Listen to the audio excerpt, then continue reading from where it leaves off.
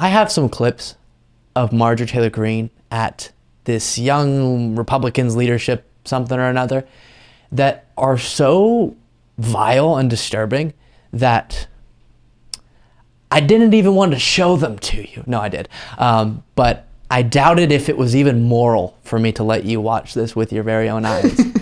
But I'm going to. And the first one is so scary. She says, if she and Steve Bannon had planned and organized January 6th, they would have won. They would have won, as in you would have succeeded in overthrowing democracy, and that would have been what, a good thing. What is being said here? You try to figure it out. I come to Washington. I swear in on January 3rd. I get accused of giving insurrection tours, which I thought was hilarious because I couldn't even find the bathroom in the Capitol. True story. I didn't hear the response there that she was probably hoping for. Then January 6th happens, and next thing you know, I organized the whole thing along with Steve Bannon here. And I'm going to tell you something. If Steve Bannon and I had organized that, we would have won.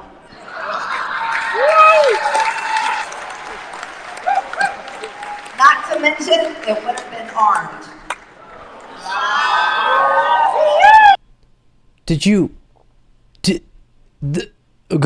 So openly in the United States, House of Representative members saying, if I was the one who planned an insurrection, I would have succeeded in overthrowing the government, and I would have made sure everyone had guns. Did you hear? She said, I know it was hard to hear because it's kind of an iPhone clip, but she says, this isn't word for word, but we would have won was one of the parts. And then also, not to mention, she says, we would have been armed. We would have been armed.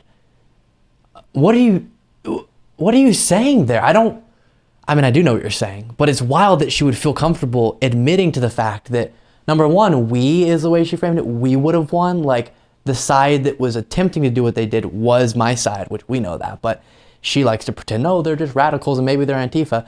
And we would have won because I would have made sure, instead of just storming and getting eventually forced to leave and no politician actually being killed, we would have done better. We would have actually hung Mike Pence like the chanters were chanting. It's insane.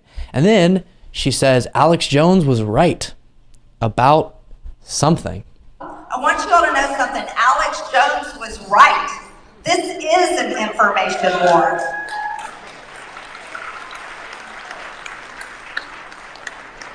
And we're losing. We are losing. So he's right about it being an information war, which she says they're losing. The reason you're losing is because your information is incorrect. That's why.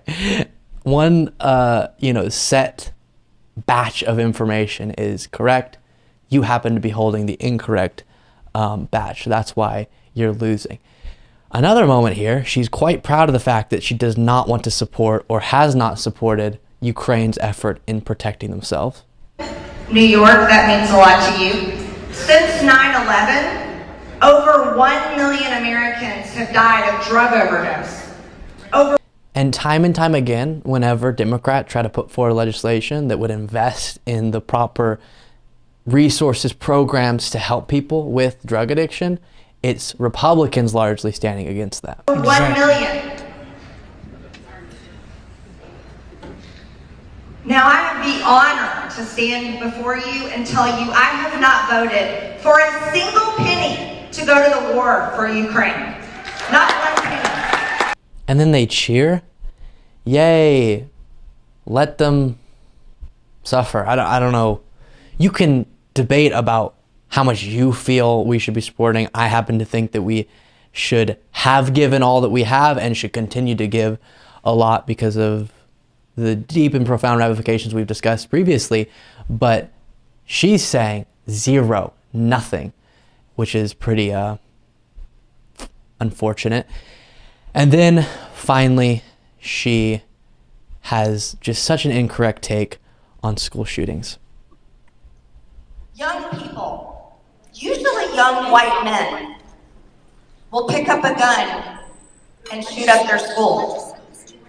How did these things come to be here in the United States of America? I want you to know it grieves my heart. I'm a mom. I've got 3 kids. My kids are adults, and I just can't understand how children are being attacked today in America.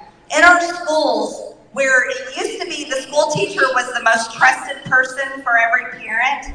And this is where it gets wild. So she starts talking about, after outlining the sadness of school shootings, that the blame is cast on To leave their child with. Now it's the school teachers who are grooming kids. Think about that. They're grooming children to hate. They're grooming children to hate. So she's saying it's not the fact that the United States has incredibly lax gun laws. It's not even what they normally put forward, which I agree is one of the variables, which is mental health, and that needs to be addressed. And again, as I said previously, we've tried to invest in the Democratic Party in mental health programs, and it's the Republican Party who blocks it. But I completely lost my train of thought now. That was too much energy spent saying that. But she doesn't even say that. The blame should go on school teachers in her mind, that they're, quote, grooming our children to hate.